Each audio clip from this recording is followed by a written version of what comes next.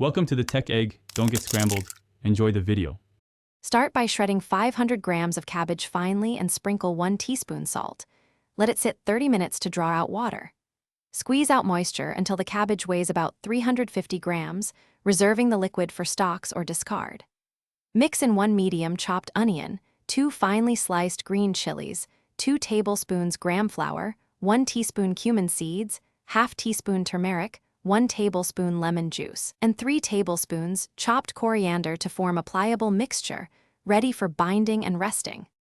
To bind, knead the cabbage mixture for 5 minutes until it holds shape. Add 1 tablespoon oil if too dry. Divide into 4 portions and shape each into a 3/5-inch thick log or flatten to 1/5-inch discs, patting firmly.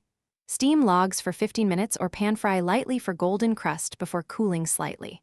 Slice into 1 centimeter thick pieces while warm, then shallow fry in oil at medium heat until both sides are crisp and brown, about 3 minutes per side. Serve Cabbage Vadi hot with chutney, yogurt, or a squeeze of lemon.